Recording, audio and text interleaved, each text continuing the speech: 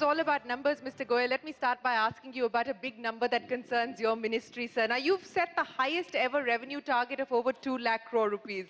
How do you intend to achieve this, sir? Well, I think as we increase transparency, as we bring efficiency into the system, I don't see any great difficulty in achieving that. One number in that also includes the monetization of assets, which has two components. One could be some of the assets which are not related to land, which I can very comfortably do. Some of it could be related to land where I'm waiting and watching and seeing the market. Okay. So that I can get the best What price. What is the market telling you, sir? At this point in time, land prices and real estate prices continue to be depressed. So the monetization of land on the back burner? I'm not in a hurry for the monetization part. In fact, I've just had a long drive to come here. And I had the station development managing director with me in the car. And that's the best way to do a meeting uninterrupted. And what we are thinking is, I'll have a double advantage by doing the development of stations which the Honorable Prime Minister, Finance Minister has announced on a EPC model initially, so that the benefit of that starts flowing to the passengers and the public at large.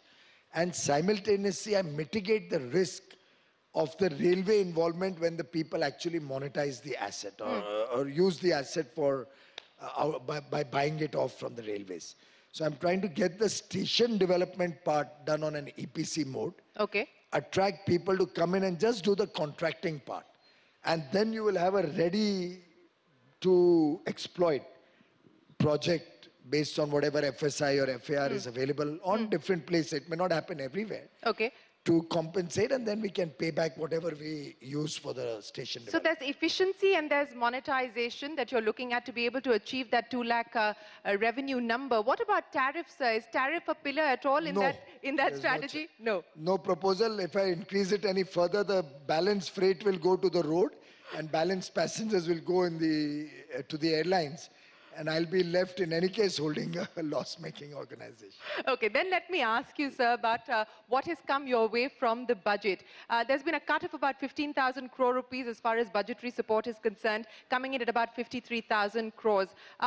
Give me a sense of what we can expect now, your ability to tap the market, when you intend to do it, how you intend to do it, what's the plan in terms of the EBR prospect? Well, one thing I'm seriously thinking is of allowing more and more people flexibility to invest in railway assets and then own them and then use them without too much of paperwork or red tape and too many approvals and stuff like that. For example, the other day somebody was suggesting that he has a power plant somewhere in down south, and if he was allowed to lay a rail line from a port to his power plant, it would effectively save about 2,000 crores worth of transport costs for that power plant, which benefit will straight away go to the consumers of power from that plant. Now, these type of things, I think I should have no problem if he wants to set up a line, use it for himself. If I want to use part of it for passenger or any train that I want to run, I'll pay him a charge. And if he uses any part of the railway network, he will pay us a charge. So I think we're trying to look at more and more involvement of industry, of investors into the rail network. Apart from that, the IRFC will obviously be doing some market borrowing, some of it coming from LIC. We may do some bond issuances if the market right sizes soon enough. And, are you getting concerned about the way that the bond market is functioning at this point in time? I think a little bit more liquidity could be injected in the bond market to stabilize the cost of funds. I would think that would be good for the country. Are you getting worried about the possibility of higher cost of capital? Well, fortunately, railways is sovereign rated and all our bodies are sovereign rated. No, in general, because I'm asking you this as a general question because, you know, a lot of the investment revival and the economic revival will probably depend also on the cost of money. If the case for for monetary policy easing is limited at this point in time or less persuasive today, given where inflation stands, where oil prices stand, are you now getting concerned about the cost of capital? Frankly, India is such a large business opportunity. and such a huge market, probably the largest market standing today, that a little bit of bump up in cost of capital, both on the debt or equity side, is not going to be the determining factor of whether somebody invests or does not invest. I think there's, in any case, very few avenues left anywhere in the world, and we saw that at Davos. Investors were queuing up to talk to us about possible investments in India. Also, the second aspect to this is that in a larger context, speed of action is very important in the country today. So a little bit more spent in the short run is not going to change the dynamics or the potential benefits of projects. So I think I don't really bother about those small numbers. The larger picture and what the country needs today is what we should focus on. Okay, we've got a question here from Adil Zainul Bhai. Just from the budget perspective, for many years, the railroad has an operating ratio of between 90 and 100. And you have said that in the long term, for the railways to be sustainable, you have to get to 75%. 85. 85%. So can you talk about when you think you'll get there and what will it take to get there, assuming you're not going to raise the price, right? You said you won't raise the price. Good point. The reason why I believe we should not increase the price, I've mentioned we'll move the traffic out of the railways. Because I personally, and in the power sector, you've seen me, I've never increased prices. I've always talked of reducing prices. I believe the inefficiencies in our operations cannot be passed on to the consumer. I mean, tomorrow, if I'm a tailor and I use 1.5 times the cloth to make this jacket, and then I tell Mr. Luthra, Everyone's going for Mr. Luthra this evening. There's something about you. Everyone's spotting you, Mr. Luthra. To pay 1.5 times the cost of the jacket that probably Anil would pay for, I don't think he's going to pay me that. So I'll have to bring efficiency into the system. We'll have to cut the flap. We'll have to bring efficiency in purchasing, in utilization of material, also in design, bring in economies of scale.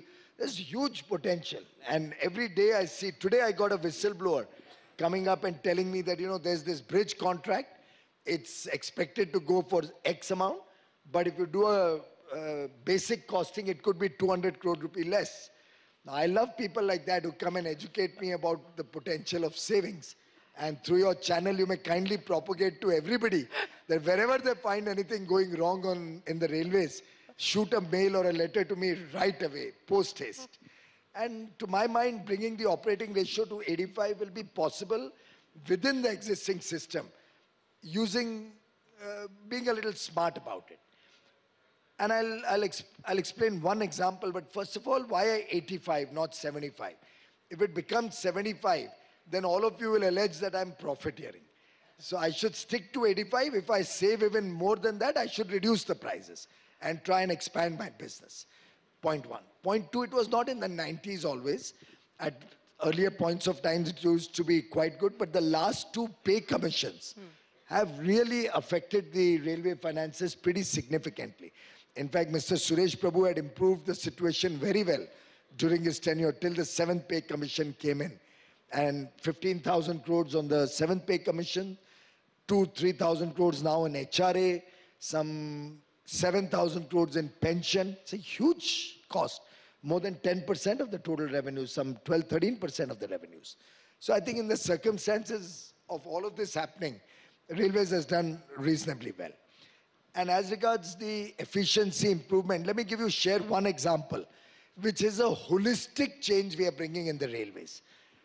In an earlier show today, I was being told that the bullet train is being opposed by the principal opposition party. Now, it is that mindset and that thinking that has kept India backward and in such a pitiable state of affairs, particularly the railways. When in '69 the Rajdhani was introduced, which is the last half-decent train, the then Railway Board chairman and politicians criticized it. Today, I am planning to revamp the entire signaling system of the railways. Now, that's a huge project, and I'm bringing in the most modern technology available anywhere in the world. In fact, I had a meeting with all the state suppliers of signaling equipment 4 days back, I think. And when I told them I want to do 118,000 line kilometers in the next 6 years, they literally dropped out of the chair. And all were trying to justify why it's a bad idea. So whoever said that it's too aggressive and why do you want to do all this, I said, don't bid, you get out of it. Let me talk to the others. And they would immediately say, no, no, we want to bid, we want to be a part of it. But their fear was that in the world so far, combining all the railways throughout the world, we don't have 60,000 kilometers of ETCS technology in signaling. But India thinks differently, just like our LED program. Nowhere in the world they have done 800 million bulbs in 3 years. India has done it. Same way in signaling, when I do this revamp from a 100-year-old system, can you believe we still have red, yellow, green, amber, all of that to guide the motorman when to take the train ahead, which is why in the fog, trains are going delayed like hell. So what we are doing is when we bring this system, we're also reducing the headway.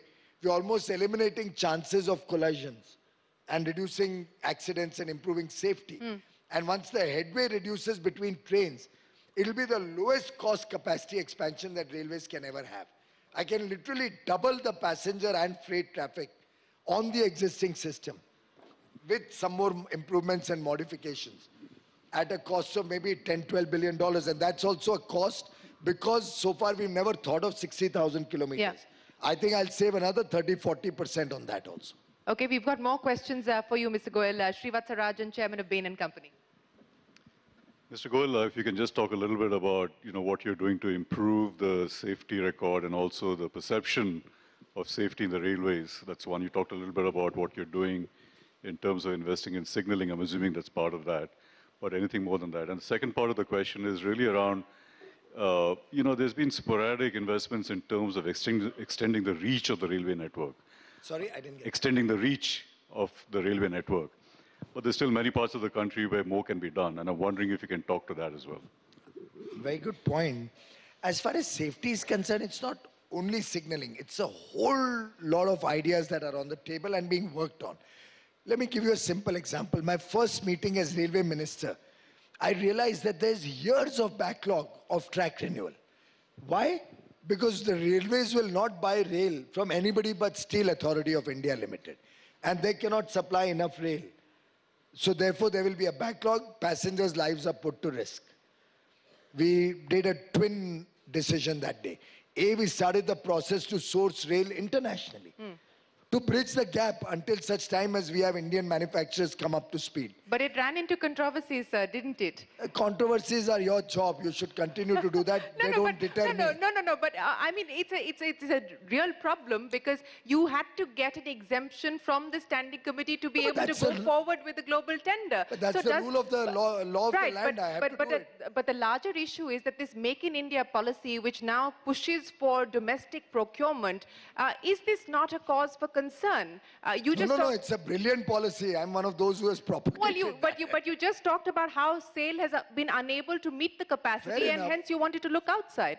Shereen, why will anybody invest in setting up rail manufacturing till railway starts procuring from somebody else? So far we are only procuring from SAIL. So why will any other steel plant invest in rail manufacturing? They have no assurance that I'm going to buy anymore. Now when I place orders internationally, there no railways is a buyer. There is a potential market. Then we'll have investment and the Make in India program will go on. If I kept waiting for Make in India, I could never have got solar prices down to 2.5 rupees. I could have never got LED bulbs down 87%. I would have waited for things to be made in India. But you're arguing my case, sir. No, but because I brought the volumes in, now Make in India makes a lot of sense. Yeah, exactly. So we have to calibrate the timing. Exactly. Now we are putting a stop to solar imports. Yeah. Because now we feel the volume is big enough to justify. No, Indian exactly. That was the point that I was making as well. Yes, sir. So there was no problem once I told the steel secretary, this is the plan. She was delighted, and next meeting, 3 days later, she gave us the exemption. It's no big deal. You have to put the thing in the right perspective. So we decided that all the available track we'll first give for track renewal. And we'll use discarded old track for new lines, only for the setting up of the line. We won't run trains on them. And as soon as we get additional rail, we'll then replace it quickly. All alignment and all will be done. So in 2 weeks, I can have the line ready after that. But till that time, all track I've diverted, except for last mile projects, to track safety, track renewal. And you know the transformation that has happened? we were doing an average of 233 kilometers per month until August. In January 2018, the Indian Railways replaced old worn-out tracks as preventive maintenance, 576 kilometers. 2.5 times in a span of 4 months is the growth. So safety, there's huge amount. LHB coaches. We used to manufacture thousands of ICF designed coaches where if there's an accident, they go one on top of the other and people lose their lives. I'm told LHB, which itself is a 30-year-old design we are still using, are much safer. People normally, lives are not lost. So first decision, stop all ICF design coaches from June 2018, point 1. Move everything to LHB. Point 2, expand LHB manufacturing to make it 3 times what we are doing. So the faster we can replace all the existing old coaches and bring safety into the system. And now point 3, we're looking at train sets with the Honorable FM announced, that train 18. Yeah. First of which will be out this year. That's Indian design. At Davos, I've talked to international companies, come and make in India. Bring newer designs, the aluminium body, the stainless steel body, the lighter trains. Huge market ahead of us. And now Indian Railways will start going in for the most modern. Okay. No compromise in quality, in technology. We'll make the Indian Railways the most modern railway in the world. Well, sir, we wish you the very best of luck for that. But before I hand it over to Anil, a quick question, sir, as far as your own CapEx plan is concerned. Expenditure allocation of about 1.48 lakh crores, that's the highest capital expenditure that's been allocated. Can you give us a sense of what we can realistically expect in this year? And Anil, then over to you. First of all, just to put the perspective, what this government in 5 years would have invested in the railways would probably be more than what has been invested in the last 50 or 40 years in the Indian Railways. That's the scale up that has happened in the last 5 years. For example, in 2013-14, CapEx plan was 53,000 crores. That's tripled almost in 2018-19. That's the speed with which we are increasing investments. Investments will be 50% focused only on safety. About 73,000 crores will go to different aspects of making Indian Railways safer. In the balance, there's a huge thrust on improving passenger amenities. There's a huge thrust on bringing passenger safety. I'm planning to put a web of CCTV cameras across the Indian Railways. Every train, every station, every colony, every office of the railways. And when somebody is watching, then I can have cleaner trains. When somebody is watching, I won't have people cheating passengers, the ticket collectors, and we'll get more revenue for the railway. When somebody is watching, we'll get caterers to do a better job. And therefore, that will be a holistic way to get better service delivery to the passengers. Similarly, I'm hoping to put in a Wi-Fi network to provide Wi-Fi to the passengers throughout the country whenever they're traveling on the trains.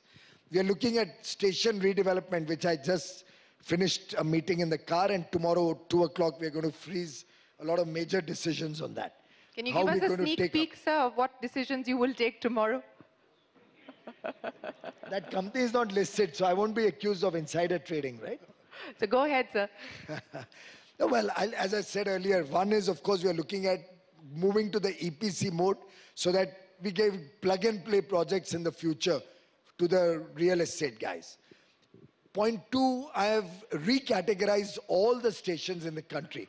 Can you believe Elphinstone Road, where we had that unfortunate incident, being a suburban station, was category C. All suburban stations category C. We have recategorized all stations, 8,000 stations in the country, on 3 criteria instead of only revenue, which it was earlier. Now we have a revenue criteria, superimposed with a passenger footfall criteria, superimposed with a strategic importance criteria. So Mughal Sarai doesn't originate traffic. It doesn't have passengers. But by Jove, it's the most important station in the whole country. So it should it have a D or E category, or should it have a top of the notch A category? If Mughal Sarai has a problem, the entire railways in North India will be stopped. So we are looking at these kind of reassessment. Based on that, we'll pick up the stations for redevelopment. We are also looking at holistic development of areas. So take Mumbai, for example, and I'm sure all of you are aware, and I hope all your viewers in Mumbai realize that 50,000 crore rupee investment is going to get into Mumbai Suburban. A never heard of investment to make Mumbai Railways safe, comfortable, expand capacity, ensure everybody goes in comfort and has a good ride. 17,000 crores to decongest Bangalore and provide a suburban railway in Bangalore. Two major announcements of the budget, 50,000 in Mumbai, 17,000 in Bangalore. Mumbai carries 1/3 of the rail traffic of India, passenger traffic. But nobody ever invested in Mumbai. Nobody bothered about Mumbai. And with this investment, I'll make Mumbai Rail also a profit-making business, which otherwise is considered a subsidy-oriented railway. So the plans are to really invest in every aspect which can transform the railways, bring about, signaling will start. Signaling work will start. Electrification, we are looking at 100% electrified network within the next 5 or 6 years. That means we reduce diesel consumption by 10,500 crores, roughly. So it's so many ideas on which we'll be seeing work happening. Okay. Minister, I had two questions. One, I wanted to pick up on Shree's second question on how you're planning to expand the railway network across India. In that, I just wanted to add to his question was what the issue of land. You will need land. So how do you propose to go about it? Second, that the kind of vision you have laid out and what you have already executed entails a serious mindset reset internally within the railways. So can you enlighten us as to how you're going about bringing, realigning your entire workforce to your vision? Lovely. In fact, the Chairman Railway Board, another very dynamic officer who came in just about the time I came in, Mr. Lohani, the other day raised a very valid point. He said, so far the railways has planned its expansion only basis the demands from members of parliament or ministers or politicians. We have never done a holistic assessment of where we really need to expand the railways, suo moto on our own. So should not the railways assess what needs to be expanded and where? And I think that was really an eye-opener. I had also not thought of it at any point of time. So he's now putting together a team which is going to go back on the drawing board and look at the entire rail network. And we will assess the requirements. Can you believe today, as we speak, a 160-year-old network from Mumbai down south to Chennai, Bengaluru, Hyderabad, we still have parts of the track which are single line on such an important route going all the way down south. Now somebody will have to be answerable for that.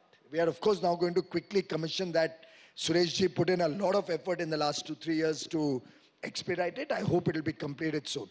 Now, we are looking at a very comprehensive planning now. Land, to my mind, is no more an issue.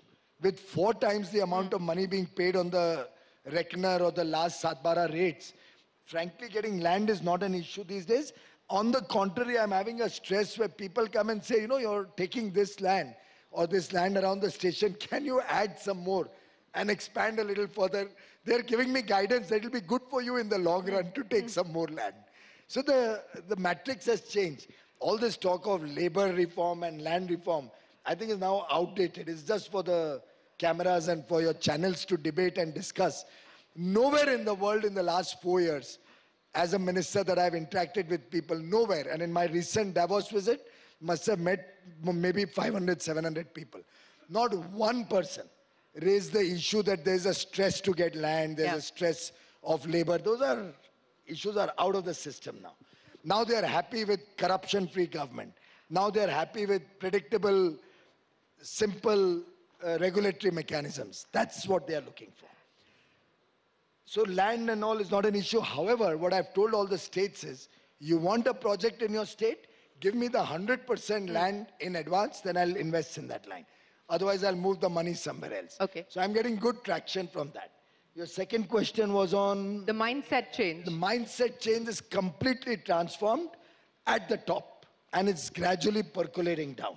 I still remember when I took the decision that all those linesmen who are illegally working in people's homes, you remember that?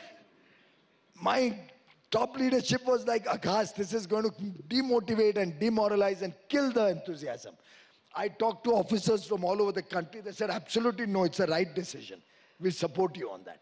I think when you go to do good, just like the Honorable Prime Minister keeps telling us in the cabinet or elsewhere, if you're taking a good decision which is in public interest and in the nation's interest, and you educate the people about it, you'll never have a stress. People of India are smart. वो है ना एक हिंदी में बोलते हैं ये जनता है सब जानती है. The people know what is good for them, what is good for our country, and they understand that these short-term band-aid solutions are not good for India. They want sustainable, long-term, good governance, good development projects, serious effort to transform the way this country works. And my own team in railways, through you, I'd like to really put a note of thanks to 1.3 million employees of the railways who are really coming up to the challenge to deliver fast-track basis, good work in the railways. I have absolutely no problem with the mindset of my people. The unions? Not at all. Some of the finest support one can imagine. I was coal minister. I had about 3 lakh plus employees in one company, Coal India, and the others had some more. Power had a few. So I think I had almost 1 million people working in that, in the various sectors, companies over there. I never had any problem. The one strike they did, they wound it up in what? 36 hours? If you talk to them man to man, honestly, and explain your perspective, there's never a problem. The union in the railways was so cooperative, I can't tell you. In fact, they said some of these decisions, I wish somebody had taken 10 years, 20 years, 50 years ago. And I'm happy to tell you, after my first meeting for safety, my second meeting was with the Director General of Medical Services to see what we can do to improve the lot of the railway employees. Last week, I've taken a decision and I've conveyed to all my board members. I can tell you when that happened. President's address. On the 29th, soon after the President's address, since I'd made some notes, and they're right here if you want to see, I immediately called an urgent meeting of all my board members. We sat for 3.5 hours. And literally, this President's address is so beautiful. Item by item, what the President flagged off, I juxtaposed it to the railways. And housing was one of those issues. I said in the next 12 months, can we ensure 1.3 million employees of railway and 300,000 employees of Coal India, can we play the role of a facilitator and catalyze each one of them to take the benefit of our Pradhan Mantri Awas Yojana and these various schemes and become the owner of their own house? And when I monetize my assets, I'm seriously thinking of keeping some part of it for my railway employees to own their own home. So a person who comes from Ajmer can buy his house in Ajmer, all through his life he'll work wherever he will, and he can rent it out to other colleagues who will be working in that division. And whenever he retires, he can go back and live happily in a beautiful house that he will own. So I'm hoping, this is the kind of things that we are trying to do for our employees. And I'm very confident they'll give me very good support. Well, I'm sure that they will most certainly do that, sir. Let me end then by asking you a quick question, not to do with the railway or the coal ministry, but with your erstwhile ministry, the power ministry, sir. Because one of the issues that the budget flags is the issue of the redemption of Uday bonds and the impact it could have as far as the fiscal position of states is concerned. Budget didn't flag this. It did, sir. The memorandum has flagged it as an issue. I'm quoting to you verbatim from that. My God, itna to humko time nahi mila hai memorandum. Hame mila, sir, isliye I'm asking you. So I slept at 3:30 last night. I haven't slept at all, sir, but I've gone through all of the documents, and hence I'm asking you that question, sir. Well, first of all, if we had not introduced Uday, it may have been interesting to see whether we could have at all had this program over here, given the precarious state of affairs that the discoms and the power sector was going through. Point 2, Uday has already resulted in the losses of the discoms coming down by 50% in financial terms. I think that's a big achievement from 75,000 crores. Last year's losses were about 39,000. And now this March, when the results come out, my own sense is it will be down to about 22 to 25,000 crores from 75,000 crores. That's the level of improvement. States like Rajasthan, phenomenal work. Their losses have come down to probably less than 1/3. Tamil Nadu, the losses are down to 1/3. Haryana, out of 2 companies, 1 has started making a profit. Uttar Pradesh, because it had an election last year, the then government probably got into the political mode and didn't bring in the kind of transformative improvement. But Shrikant Sharma, the current power minister under the Honorable Chief Minister Yogi Adityanath, totally focused on power sector reform. Just now I met him in the evening. They've already added some 2 million new customers who would otherwise be Katia connections, those illegal power theft connections. They've regularized them. So there's transformative work going on throughout the power sector. We'll have to give it some time. Okay. I wish there was a magic wand. Distribution infrastructure also needs an upgrade. While we gave schemes worth nearly 1.5 lakh crore, Deen Dayal Upadhyay, Gram Jyoti Yojana and Integrated Power Development Scheme. Right. If you ask me if we really want to upgrade the distribution infrastructure in the country to modern levels, which I think the people deserve, it will need an investment of nearly 20 lakh crores. All of it being so old and over so many years it's been developed. And in earlier times, the quality also was not taken as seriously as we take it now. So those equipments don't have the kind of life a normal power equipment should have. But I'm not very worried about the redemption of these bonds. They are 10-year, 15-year bonds. By the time they come up for redemption, state GDPs would have trebled. Okay. And this would be such a minuscule portion. Okay. But if we had not done that, these discoms wouldn't have had the ability to pay back their bank, which meant more NPAs in the banks. These discoms wouldn't have been able to service their interests, which means for the first time government companies would have defaulted. The pride of India is that a government, center or state, or our PSUs have never defaulted in servicing our obligation. That's the pride of India. वो विश्वसनीयता कभी टूटनी नहीं चाहिए. Well, that's a perfect note to end this conversation on. Railway and Coal Minister, Mr. Piyush Goyal, always a pleasure, sir. Thank you very much for joining us on the Budget Verdict. A big round of applause, ladies and gentlemen.